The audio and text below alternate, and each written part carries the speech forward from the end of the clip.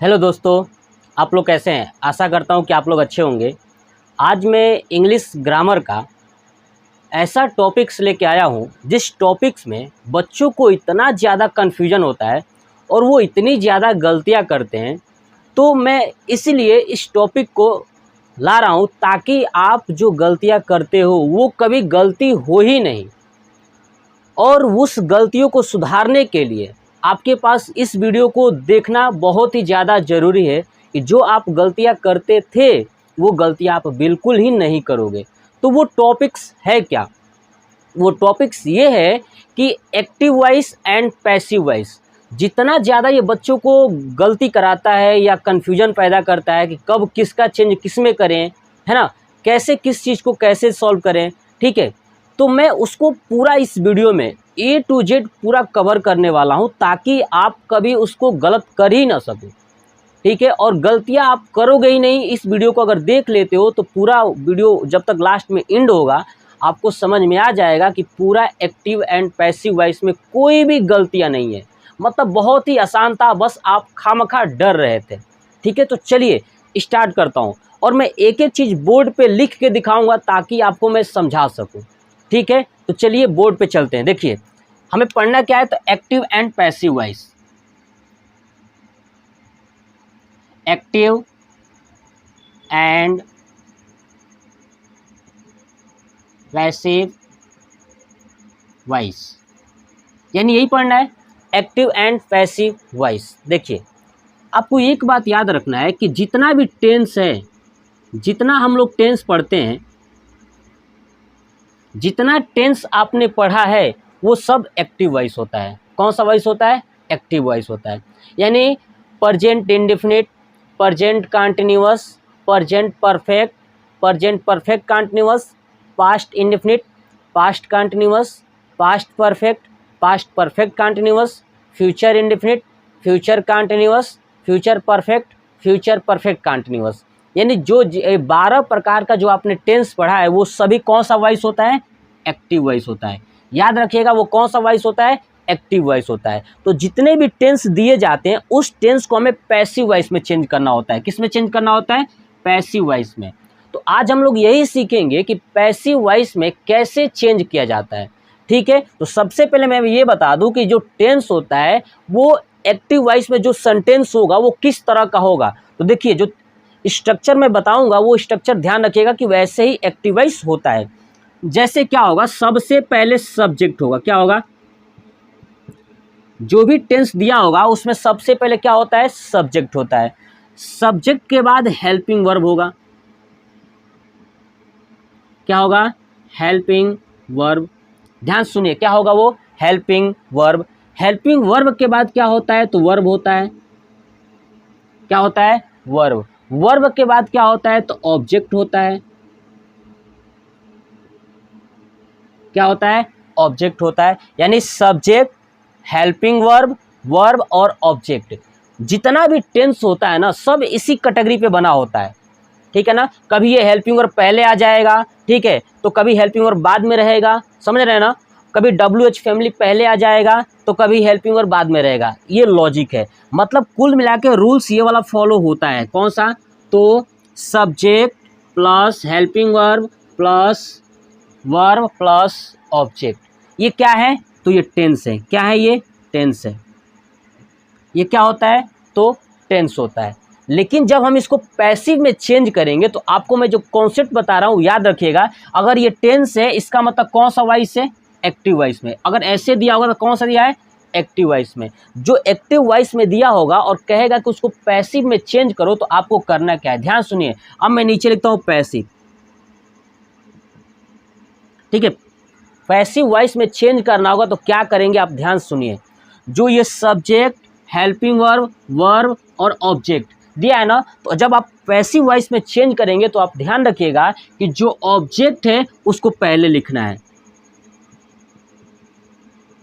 कहाँ लिखना है? पहले लिखना है। ठीक है, बाकी ये वाला जो अब देखो सब्जेक्ट के जगह पे मैंने क्या लिख दिया? ऑब्जेक्ट। तो ये सब्जेक्ट कहाँ चला जाएगा? ऑब्जेक्ट के जगह पे, यानी यहाँ पे चला जाएगा। आ रहा समझ में? चलिए, और बाकी जैसे है वैसे ही रहेगा। ठीक है, ये हेल्पिंग वर्ब है तो लिख दूंगा हेल्पिंग वर्ब। प्लस क्या है, वर्ब, यानी object plus helping verb plus verb plus subject. समझ में आया? बस आपको एक चीज़ याद रखना है कि जो ऑब्जेक्ट होगा उसको सब्जेक्ट के जगह पे लिख देंगे और जो सब्जेक्ट होगा उसको ऑब्जेक्ट के जगह पे लिख देंगे। ये पहला हो गया आपको एक्टिव से पैसिव बनाने के लिए। दूसरा, पहला रूल्स ये है। दूसरा आपको याद क्या रखना है कि दूसरा आप याद क्या रखेंगे कि जब जो हेल्पिंग वर्ब लगाएंगे, जो ये वाला हेल्पिंग वर्ब लगाएंगे, वो ध्यान रखिएगा जो ऑब्जेक्ट होगा उस ऑब्जेक्ट के अनुसार ही लगेगा। यानी जब आप पैसिव वॉइस बनाएंगे तो जो हेल्पिंग वर्ब लगाएंगे वो ऑब्जेक्ट के अनुसार होगा, यानी जो यहाँ पे लिखेंगे उसके अनुसार लगाएंगे। अगर यहाँ पे आप प्लूरल लिखते हैं तो प्लूरल वाला हेल्पिंग वर्ब लगाना होगा। अगर सिंगुलर लिखते हैं, ठीक है ना, कोई शब्द जो है कि सिंगुलर होगा तो सिंगुलर वाला लगाना पड़ेगा। ठीक है, दूसरा पॉइंट्स ये हो गया।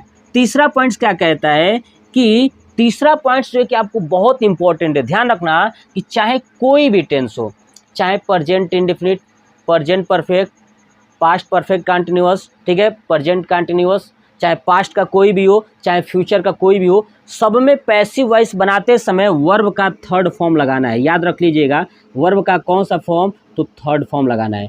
कौन सा फॉर्म लगाना है, वर्ब का थर्ड फॉर्म लगाना है। तो मैंने आपको पहला तरीका बताया कि सब्जेक्ट को ऑब्जेक्ट के जगह पे रखना है, ऑब्जेक्ट को सब्जेक्ट के जगह पे रखना है। ठीक है, दूसरा बताया कि हेल्पिंग वर्ब ऑब्जेक्ट के अनुसार लगाइएगा, जो ऑब्जेक्ट आप उठा के लाएंगे उसके अनुसार हेल्पिंग वर्ब लगाइएगा।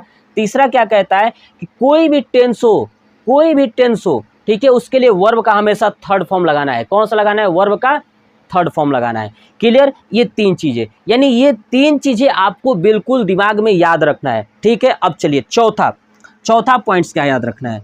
चौथा पॉइंट्स याद रखना है कि जब आप सब्जेक्ट को ऑब्जेक्ट के जगह पे लिखेंगे तो उसके पहले आपको एक शब्द जोड़ देना है, बाई। क्या जोड़ देना है, बाई।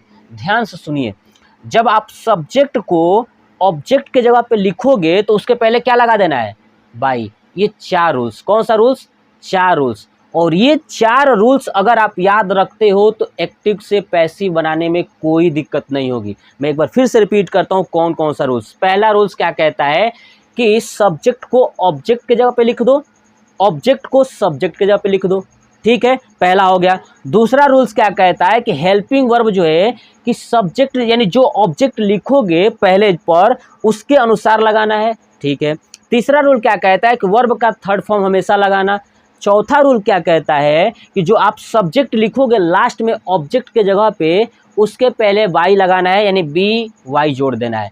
क्लियर? तो ये चार रूल्स था। इन चारों रूल्स को अब मैंने आपको बोला है, आप कॉपी पे नोट कर लीजिए। चलिए अब चलते हैं कुछ और कंडीशन। ठीक है, ये पहला कंडीशन था जो आपको ये पर्टिकुलर सभी टेंस पे अप्लाई करना है। ठीक है, अब आता हूं दूसरे कंडीशन पे। चलो हटाता हूं इसको, देखिए दूसरा कंडीशन क्या कहता है कि दूसरा कंडीशन में आपको याद रखना है कि प्रोनाउन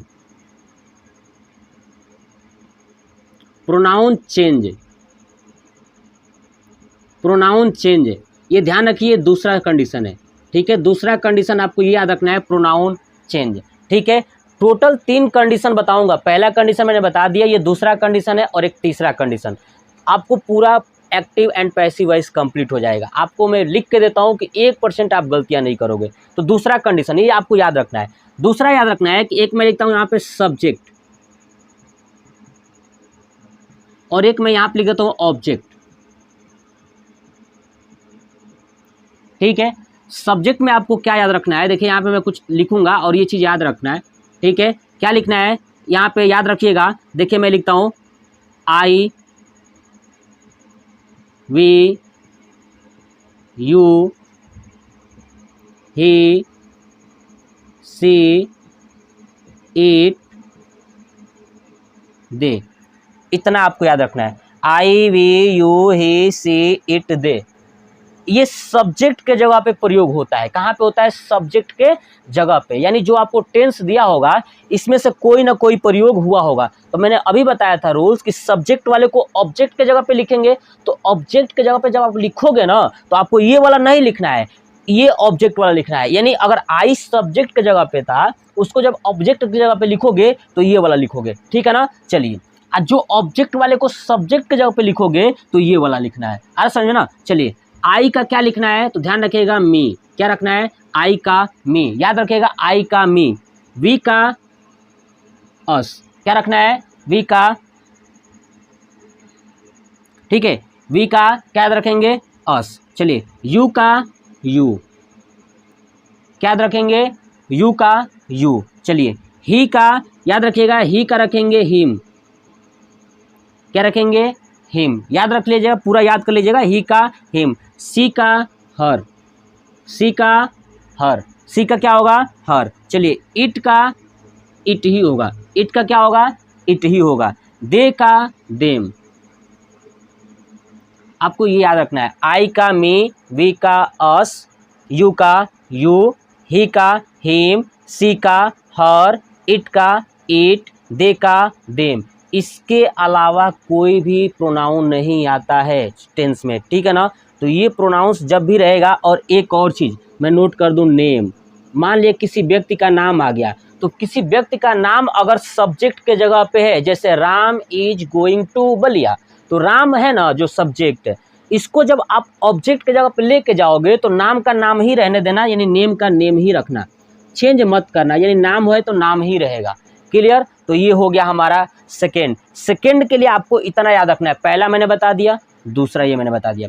तीसरा पॉइंट सबसे ज़्यादा इंपॉर्टेंट है और जिसमें सबसे ज़्यादा बच्चे गलती करते हैं, ये दूसरा भी गलती करते हैं और तीसरा भी गलती करते हैं। ये अगर आपने याद रखेगा, आई का मी, वी का अस, यू का यू, ही का हिम, सी का हर, इट का इट, दे का देम, नेम का नेम, जो नाम रहेगा वही नाम वहाँ भी लिख देना है। आ रहा समझ में ना। तो इसका मैं प्रयोग करना सिखाऊंगा, पहले आप इसको नोट कर लीजिए।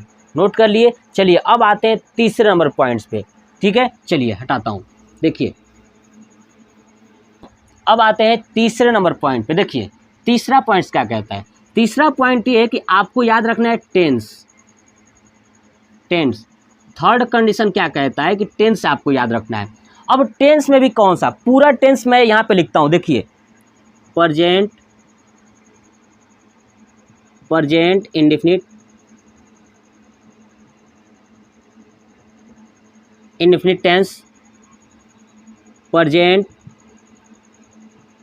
Continuous tense. मैं देखिए डॉट डॉट करता हूँ ताकि समय को बचा सकूँ। प्रेजेंट कंटीन्यूअस, प्रेजेंट परफेक्ट, है ना, प्रेजेंट परफेक्ट कंटीन्यूअस, ठीक है। ये होता है ना, प्रेजेंट इंडेफिनिट होता है, प्रेजेंट कंटीन्यूअस होता है, प्रेजेंट परफेक्ट होता है, प्रेजेंट परफेक्ट कंटीन्यूअस होता है। ऐसे ही देखेंगे चार हो गया। ऐसे ही चार होता है किसका, पास्ट का। किसका होता है, पास्ट इंडेफिनिट टेंस। देखिए मैं PIT लिखा हूँ, मतलब past indefinite tense, past continuous tense, past perfect tense, past perfect continuous tense. ऐसे चार हो गया, ठीक है। ऐसे ही किसका होता है, फ्यूचर का, ठीक है। तो चलिए फ्यूचर का होता है, तो मैं यहाँ पे लिखता हूँ साइड में, देखिए फ्यूचर का, future indefinite tense, future continuous tense, future perfect tense, future perfect continuous tense. ये आपको याद रखना है। ध्यान सुनिए, याद क्या रखना है, तो टेंस होता है आपको पता है। अब सुनिए, सबसे इंपॉर्टेंट बात ये होती है कि इसको चेंज कैसे करना है। यानी कोई एक्टिव वॉइस, यानी कोई टेंस प्रेजेंट इंडेफिनिट में दिया है तो उसको किस में चेंज करेंगे। तो चलिए मैं आपको एक लॉजिक सुनाता हूँ। देखिए आपको क्या याद रखना है, इंपॉर्टेंट बात, कि जब टेंस एक्टिव वॉइस में हो और वो कंटिन्यूअस हो,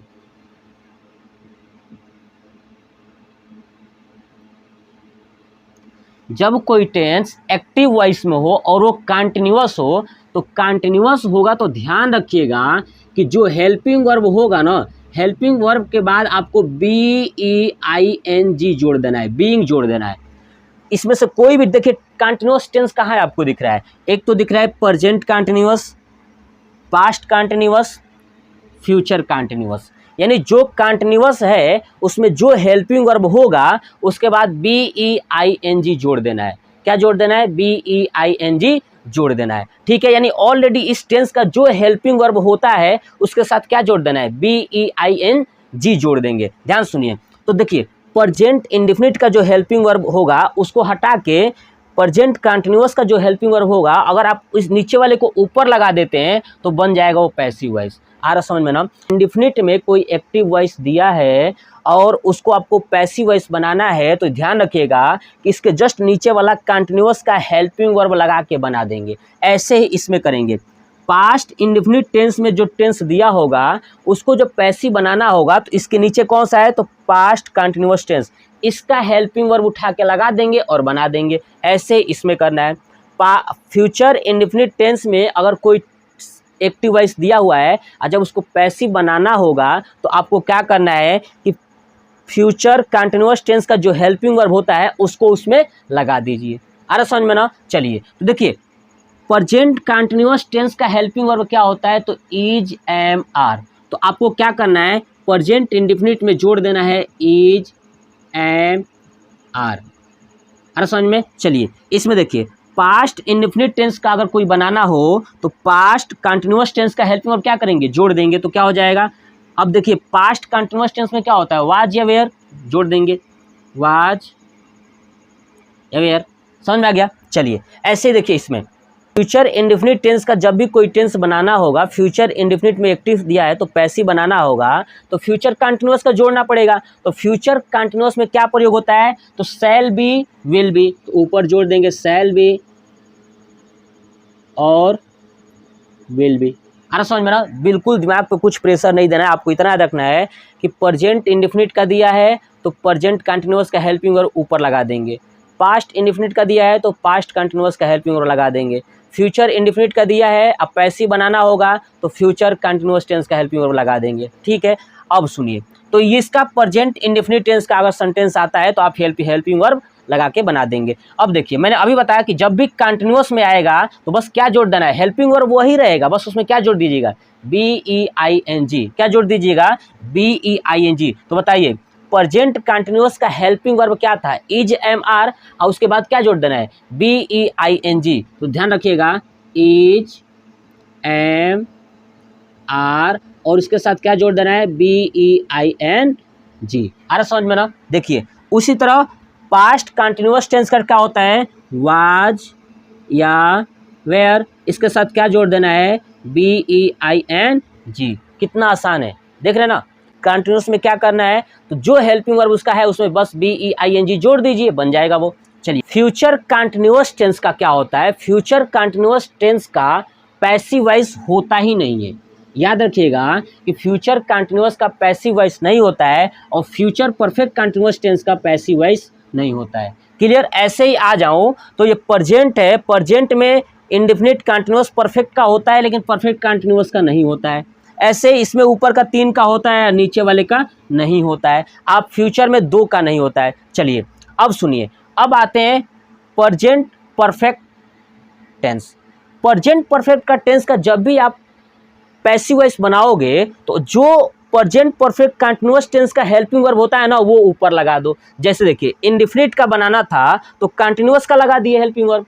ऐसे ही जब परफेक्ट का बनाना होगा तो परफेक्ट कंटिन्यूअस का लगा दो। नीचे परफेक्ट का बनाना है तो परफेक्ट कंटिन्यूअस का हेल्पिंग वर्ब लगा दो। इसमें भी परफेक्ट का बनाना है तो कंटिन्यूअस वाला लगा दो, हेल्पिंग वर्ब है ना, नीचे वाला उठा के ऊपर लगा दो। अब चलिए प्रेजेंट परफेक्ट कंटिन्यूअस में हेल्पिंग वर्ब क्या लगता है बताइए, अगर आपको पता है तो देखिए क्या होता है, हैज, हैव प्लस बीन लग जाएगा।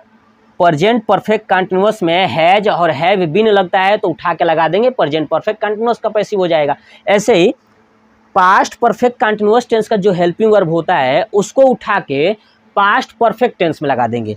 इसका क्या होता है हेल्पिंग वर्ब, तो ध्यान रखिए हैड बीन। क्या होता है, हैड बीन। तो हैड बीन ऊपर उठा के लगा देंगे तो क्या हो जाएगा, हैड बीन। आ रहा समझ में ना, हैड बीन। जिस भाई को टेंस नहीं आया है अच्छे से बनाना तो कमेंट बॉक्स में कमेंट करके बताइएगा, मैं पूरा टेंस पढ़ा दूंगा। टेंस में आपको सिखा दूंगा टेंस को कैसे चुटकियों में याद करें, जैसे ही मैं इसको याद कराने का तरीका बता रहा हूँ कैसे आप याद रखेंगे, है ना। इंडेफिनिट का पूछा है तो कंटिन्यूअस का हेल्पिंग वर्ब लगा दो, कंटिन्यूअस का पूछा है तो कंटिन्यूअस का कंटिन्यूअस में रहने दो, परफेक्ट का पूछा है तो परफेक्ट का कंटिन्यूअस वाला उठा के लगा दो। समझ रहे हैं ना, ऐसे ही मैं आपको बताता हूँ। सुनो तो ये हो गया। अब देखिए फ्यूचर कंटिन्यूअस टेंस का तो बनेगा नहीं, फ्यूचर परफेक्ट टेंस। मैंने बताया फ्यूचर परफेक्ट टेंस का बनाना है तो फ्यूचर परफेक्ट कंटिन्यूअस का हेल्पिंग वर्ब क्या करके उठे लगा दें। तो क्या होता है, ध्यान सुनिए, शैल, विल और प्लस हैव बीन, ये जो होता है ना shall will plus have been, क्या हो जाएगा future perfect tense. Future perfect tense का जब भी आप पैसिव वॉइस बनाओगे तो ये आपको हेल्पिंग वर्ब प्रयोग करना है। तो ये तीसरा मैंने एक कंडीशन बताया, तीसरा कंडीशन कि किस टेंस का किस टेंस में चेंज होगा, एक बार फिर से रिपीट करता हूँ, याद रखिएगा कि जब प्रेजेंट इंडेफिनिट का बनाना होगा तो कंटिन्यूअस वाला हेल्पिंग वर्ब लगा दीजिएगा, बन जाएगा। जब कंटिन्यूअस का बनाना होगा तो वही हेल्पिंग वर्ब रहेगा, बस उसके साथ BEING जोड़ देना है, बन जाएगा। जब परफेक्ट का बनाना होगा, परफेक्ट टेंस का, तो परफेक्ट कंटिन्यूअस टेंस का हेल्पिंग वर्ब उठा के ऊपर रख दीजिए, बन जाएगा। ऐसे ही सब में रूल्स फॉलो करना है। बस आपको एक चीज़ याद रखना है कि फ्यूचर कंटिन्यूअस का और फ्यूचर परफेक्ट कंटिन्यूअस टेंस का कोई भी पैसिव वॉइस नहीं बनता है, ठीक है, कोई भी पैसिव वॉइस नहीं बनता है। ऐसे इधर प्रेजेंट परफेक्ट कंटिन्यूअस का, पास्ट परफेक्ट कंटिन्यूअस का पैसिव वॉइस नहीं बनता है। चलिए मैं अब आपको एग्जाम्पल के थ्रू क्वेश्चंस को सॉल्व कराता हूँ। चलिए मैं पैसिव वॉइस बनाने के लिए कुछ एग्जाम्पल्स लेके आया हूँ जो मैंने ऑलरेडी एक्टिव वॉइस में लिखा हुआ है, क्लियर। उसको पैसिव बनाना सीखते हैं। तो मैंने अभी आपको 3 कैटेगरी जो बताया था, अगर आपको तीनों कैटेगरी याद है, ठीक है, तो आप पूरा बना लेंगे और इस पूरा क्वेश्चन को सॉल्व कर जाएंगे। चलिए कोई बात नहीं, मैं फिर से एक एक क्वेश्चन को सॉल्व कराते वक्त आपको कैटेगरी बताते चलूँगा। चलिए सबसे पहले मैं पहला कैटेगरी क्या बताया था कि जो सब्जेक्ट होगा उसको ऑब्जेक्ट के जगह पे, और जो ऑब्जेक्ट होगा सब्जेक्ट के जगह पे लिखना है। अब देखिए I am going to Ballia, ये आई क्या है सब्जेक्ट है, बलिया क्या है ऑब्जेक्ट है। तो मैंने बताया था ऑब्जेक्ट वाले को सब्जेक्ट के जगह पे रखना है, तो लिखिए बलिया, पहले लिख दिया बलिया। चलिए अब ये ऑब्जेक्ट था, बन गया है सब्जेक्ट। अब याद रखिए मैंने बताया था सब्जेक्ट के बाद क्या लगाना है हेल्पिंग वर्ब। अब आप देखिए हेल्पिंग वर्ब, ये कौन सा टेंस दिख रहा है, I am going to Ballia, am लगा है, इसका मतलब कि प्रेजेंट कंटिन्यूअस टेंस का है कि नहीं, प्रेजेंट कंटिन्यूअस टेंस का है। अब मैंने अभी आपको समझाया था कि जब प्रेजेंट कंटिन्यूअस टेंस रहेगा तो उसी में बनेगा, बस हेल्पिंग वर्ब के साथ क्या लगा देना है BEING। तो देखिए यहाँ पे एम लगा है, किसके अनुसार, आई के अनुसार, हमें बलिया के अनुसार लगाना है। तो देखिए इज एम आर, बलिया एक है तो इज लगेगा, तो बलिया इज, आ समझ में, इज।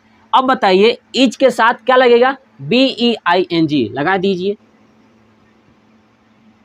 आपको आ रहा समझ में ना, बस एकदम सिंपल वे में मैंने बलिया लिख दिया, खत्म इसका। बाकी अभी ये बचा हुआ है, इस एम के जगह पे मैंने यहाँ पे लगा दिया, ये भी हो गया। अब देखिए सब्जेक्ट हो गया, हेल्पिंग वर्ब, हेल्पिंग वर्ब के बाद क्या होता है मैंने आपको बताया था वर्ब होता है। वर्ब क्या है गोइंग। याद रखिए मैंने बताया था रूल्स में कि कोई भी टेंस हो उसमें वर्ब का हमेशा थर्ड फॉर्म लगेगा जब पैसिव वॉइस बनाएंगे। तो ये गोइंग जो है कि गो से बना है ना, गो में ING जोड़ गया है, तो go went gone, third form क्या होगा गॉन। चलिए हो गया, ये हमारा कंप्लीट हो गया। अब ये क्या है टू, जैसा है वैसे लिख देंगे टू। अब देखिए इसका भी हमने कंप्लीट कर दिया। अब क्या बचा हमारे पास, इस सब्जेक्ट को इधर लास्ट में लिखना है। अब मैंने बताया था कि जब ये सब्जेक्ट है आई और लिखेंगे तो मैंने दूसरा चार्ट बताया था कि आई का चेंज होता है मी में, क्या होता है मी, तो लिख देंगे मी। अब सुनिए जैसे मी लिखेंगे तो मी से पहले मैंने बताया था आपको क्या लगाना है, बाई शब्द लगाना है, तो लगा दीजिए गो टू बाई मी। ये हो गया हमारा पैसिव वॉइस, यानी बलिया is being gone to by me. आगे समझ में, चलिए कोई बात नहीं, दूसरा सेंटेंस देखते हैं। ठीक है, कौन सा टेंस में आ गया, पैसिव वॉइस में। ठीक है, किस में आ गया ये, पैसिव वॉइस में। देखिए अब यहाँ पे ये इंट्रोगेटिव सेंटेंस है, कौन सा है, हैव पहले है तो इंट्रोगेटिव है, तो have you broken the plate, have you broken the plate. ध्यान सुनिए, have you broken the plate. देखिए अब ये पहले अगर इंट्रोगेटिव सेंटेंस पहले है तो हमें भी इंट्रोगेटिव पहले ही लिखना है, लेकिन सोचिए यहाँ पे ये हैव यू के अकॉर्डिंग लगा है, और जब हम इसको यहाँ पे लाएंगे, ठीक है, इसको यहाँ पे लाएंगे तो पहले यहाँ पे लिख देता हूँ द प्लेट, द प्लेट। अब प्लेट एक ही है तो एक है तो यहाँ पे देखिए यू के पहले हैव लगा है, तो ये एक है जिसके पहले क्या लगेगा हैज, क्या लगेगा हैज द प्लेट। जैसे ये था उसी के जगह पे मैंने लिखा हूँ, ये हैव था तो यहाँ पे मैंने हैज लिखा। हैज किसके अनुसार लिखे हैं, तो इस प्लेट के अनुसार। प्लेट एक था तो हैज, यहाँ पे यू जो है कि प्लूरल है तो हैव लगा है, यहाँ पे प्लेट एक है सिंगुलर है इसलिए मैं हैज लगाया। अब देखिए हैज द प्लेट, सबसे इंपॉर्टेंट बात, ये हैव लगा है, अब हमारे पास बचा है यू और ब्रोकन। अब आप एक बात ध्यान से सुनिए ना कि ये जो शब्द है ये have you broken the plate, ये कौन सा टेंस है? हैव किस में लगता है?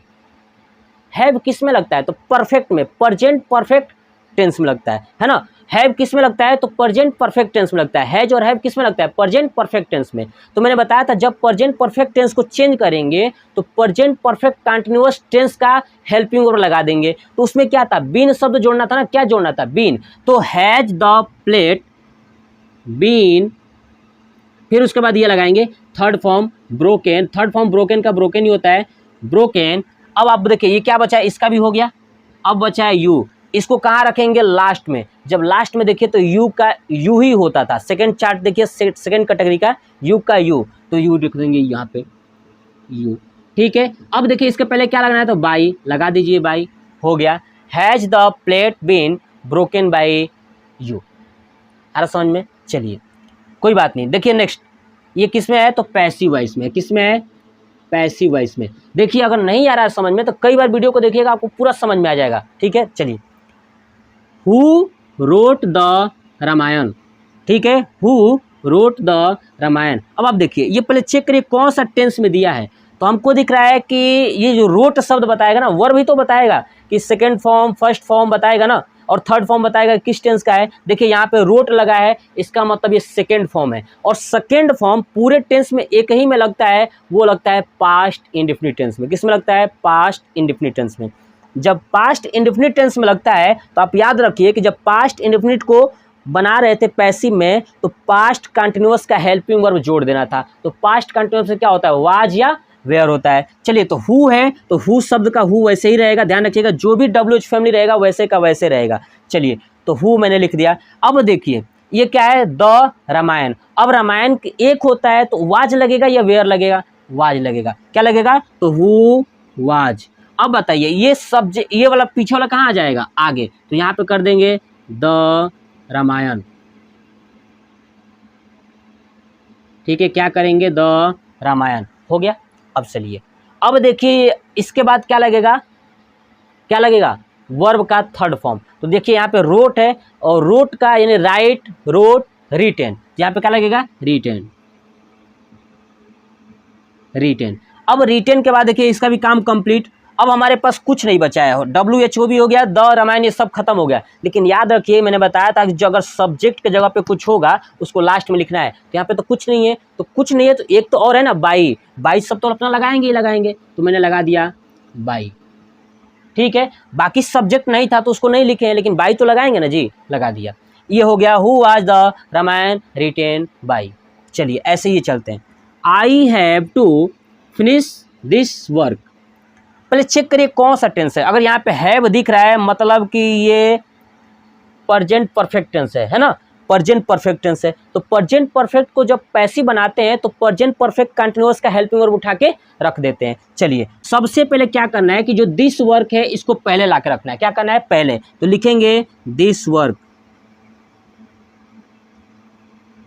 This work. दिस वर्क के बाद देखिए ये आई के बदले हैव लगा है ना, हेल्पिंग वर्ब आई के अनुसार लगा है। तो हम यहाँ पे हेल्पिंग वर्ब लगाएंगे वो दिस वर्क के अनुसार। तो दिस वर्क यह काम एक है तो हैज लगाएंगे। क्या लगाएंगे? हैज। चलिए हैज लगा दिया। अब आप बताइए हैज के बाद क्या लगता है? बीन। तो देखिए बीन लगाने से पहले देखिए यहाँ पे हैव के बाद टू लगा था, तो यहाँ भी हैज के बाद क्या लगेगा? टू, ठीक है। उसके बाद बीन। जैसे ही ऊपर बनाया वैसे ही बनाना है। चलिए अब देखिए ये फिनिश। फिनिश का थर्ड फॉर्म क्या होता है? फिनिश्ड, फिनिश्ड हो गया। उसके बाद आपको क्या लगाना है? ये आई बचा है। आई को जब आप देखिए आई सब्जेक्ट के जगह पे, जब ऑब्जेक्ट के जगह पे लिखेंगे तो आई के बदले क्या होता है? मी। तो लिख देंगे मी। और मी से पहले क्या लगाना है? तो आपको मैंने ऑलरेडी बता दिया है, बाई लगाना है। तो this work has to been finished by me. ये हो गया हमारा पूरा पैसिव वॉइस। तो मैंने कोशिश किया कि आपको पूरा ये पैसिव वॉइस एकदम आसान से आसान शब्दों में समझाऊं, और मैंने समझाया भी। अगर आपको फिर भी नहीं समझ में आता है तो कमेंट बॉक्स में कमेंट करिएगा, फिर से और इसका बहुत सारे एग्जांपल्स लेके आऊँगा, ठीक है। और आपको समझाने की कोशिश करूँगा। तो आपको ये मेरा वीडियो कैसा लगा कमेंट बॉक्स में अपना राय ज़रूर दीजिएगा और हमारे चैनल को, अजय स्टडी चैनल को सब्सक्राइब कर लीजिएगा। ऐसे ही बहुत सारे इन्फॉर्मेशन वाली वीडियो हर एक सब्जेक्ट से मैं लाता रहूँगा, तो आप मेरे चैनल को सब्सक्राइब कर लीजिए, अजय स्टडी चैनल को, ठीक है। तो आपको ये वीडियो कैसा लगा कमेंट बॉक्स में कमेंट करके ज़रूर बताइएगा। जय हिंद, जय भारत, वंदे मातरम।